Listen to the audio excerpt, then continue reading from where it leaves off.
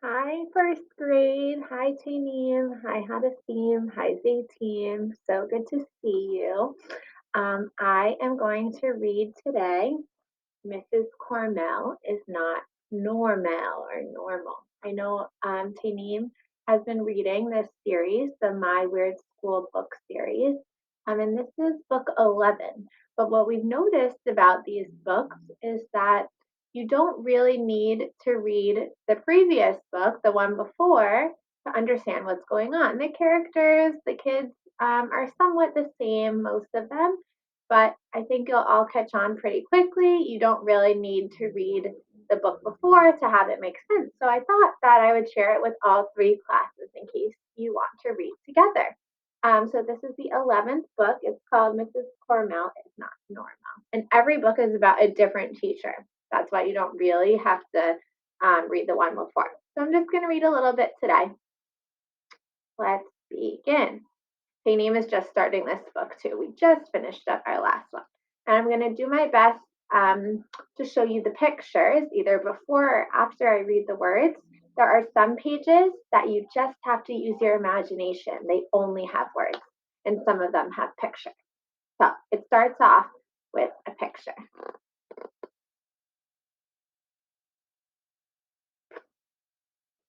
Chapter 1. Never kiss your mom in public. My name is AJ, and I hate school. Do you know which is the worst day of the week? If you ask me, it's Monday, because Monday is the start of 5 days of school in a row. That's horrible. Tuesday and Wednesday aren't so great either. Thursday is a pretty good day because then we only have one day of school left before the weekend. Friday is really good because that's when the school week is over. But the best day of the week is Saturday. I play Pee Wee football on Saturday and we don't have school again for 2 whole days. Too bad it was Monday morning. I was waiting in front of my house for the school bus with my mom. You be a good boy, AJ, my mom told me. I will. Don't get in trouble, AJ, my mom told me. I won't. Remember to raise your hand when you want to talk, AJ, my mom told me. I will. Don't shoot straw wrappers at the girls, AJ, my mom told me. I won't. My mom told me about a million hundred other things I wasn't allowed to do until I saw the yellow school bus coming around the corner. Mom, I promise not to have any fun at all, I said. Bye. The bus pulled up. Mrs. Kormel, the bus driver, pushed a button and made the little stop sign pop up at the side of the bus so all the cars on the street will stop. I wonder if you've all ever seen that happen before. That thing is cool. Give mommy a kiss, AJ. No way was I going to kiss my mother in front of all these kids staring out the bus window. That's the first rule of being a kid. Don't ever kiss your mother when other kids are watching. I think it's sweet when people do that, but AJ clearly feels a certain way. This book is pretty funny if you haven't noticed it already. There are some funny things in here. Give mommy a kiss, AJ. That's not going to happen, Mom. Give mommy a kiss, AJ. Give mommy a kiss, AJ. I will. I will if you give me $100, Mom, I said. Here's the picture on the sheet. My mother tried to wrap her arms around me, but I know how to get away from tacklers. When Mom went to grab me, head I threw her a head fake, spun away, and gave her a few of my best fancy footwork moves that I learned playing Pee Wee football. She didn't have a chance. I sidestepped her and ran on the bus before she could hug or kiss me. Ha ha ha, my mom can't play football for beans. Nan and a boo boo on her. We'll read one more chapter, chapter 2. Mrs. Kormel's secret language. Oh, we have a visitor. This is my dog named Moose. I'm going to close because probably just like in your families, my husband is here and he is working from home also, maybe similar to your parents. So I'm going to close the door. Okay, chapter 2. Mrs. Kormel's secret language. I dashed on the bus and there was Mrs. Kormel, the school bus driver. She was wearing a crash helmet on her head and a silver whistle around her neck. Bingle-boo, AJ, she said. Bingle-boo, Miss Kormel. Bingle-boo is Mrs. Kormel's way of saying hello. One time I asked her why she just doesn't say hello like normal people. I'm inventing my own secret language, she told me. Everybody says hello. I think hello is boring. I'm trying to get people to switch from saying hello to saying bingle-boo. Secret languages are fun. Mrs. Kormel is not normal. Here's the picture of Mrs. Kormel, the bus driver, and we now know she's the bus driver. Saying bingle-boo. Limpus cadoodle, said Mrs. Kormel. That means sit down in Mrs. Kormel's secret language. I looked around the bus. There was a snot-covered kindergartner in the front row behind Mrs. Kormel and a few angry fifth graders in the back row. Fifth graders are really mean because they get a lot of homework. The more homework you get, the meaner you are. That's why fifth graders are meaner than fourth graders, and fourth graders are meaner than third graders, and third graders are meaner than second graders. We know AJ is in second grade. You don't want to go near a seventh or eighth grader. They get lots of homework and they just hate the world. I hope I never get to high school. I don't know, do you agree with AJ or disagree? You can think about it. I sat down in the middle by myself. Mrs. Kormel stopped the bus at the next corner and a few kids got on.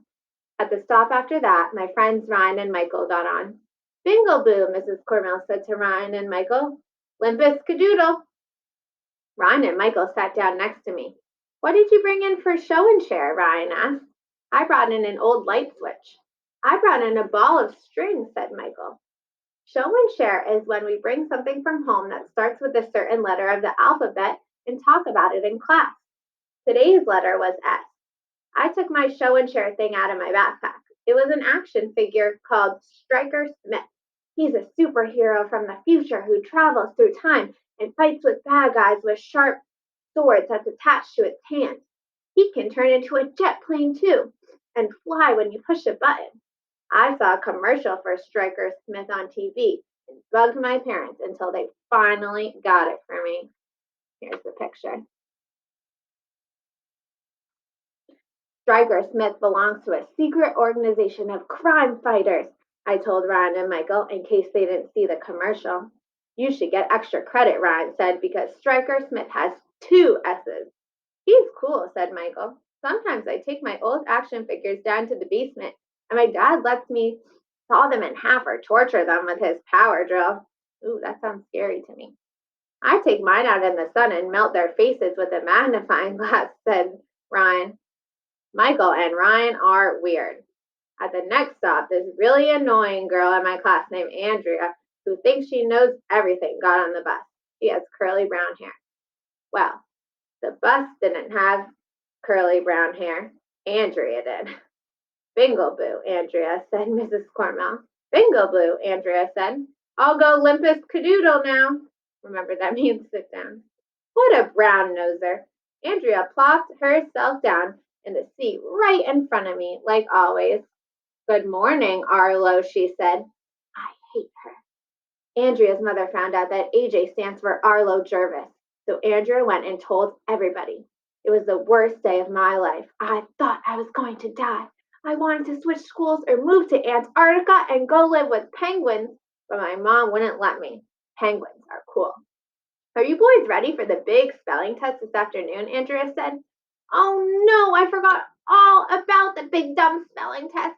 How can I be expected to remember stuff over the weekend? Weekends are for having fun, not for studying for tests. Do you know how to spell spelling, AJ? Andrea asked. Sure, I said. Ihateyou. Oh, he is not being very nice. I wonder if you can figure out what that spells. We know we don't like to say that word in our class. I'm only reading it because it's in our story. Michael and Ryan laughed. I made my own spelling flashcards. Andrea told us, and I'm going to use them for show and share too, because spelling begins with an S.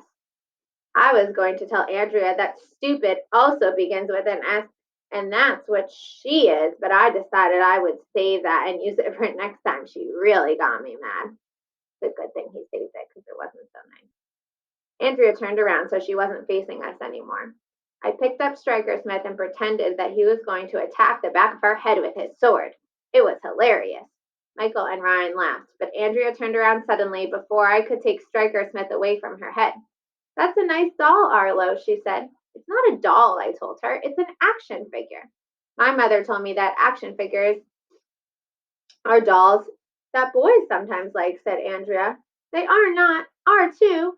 We went back and forth like that for a while. Striker Smith is a one-man wrecking machine, I told Andrea. He belongs to a secret organization of crime fighters. If Striker got into a fight with one of your dumb dolls, it would rip its head off. Dolls don't fight, Andrea said. Striker Smith does, I said. I thought you said he wasn't a doll, Arlo. Why can't a bus filled with spelling flashcards fall on Andrea's head? That's the end of chapter 2. And I just want to note that I think just because he's a boy doesn't mean he necessarily likes action figures. Girls can like action figures too. And some girls and some boys can also like dolls. Anyways, chapter 3 is called My Head Almost Exploded. We'll save that for another time. I hope you enjoyed the beginning of this story. Talk to you and see you all soon.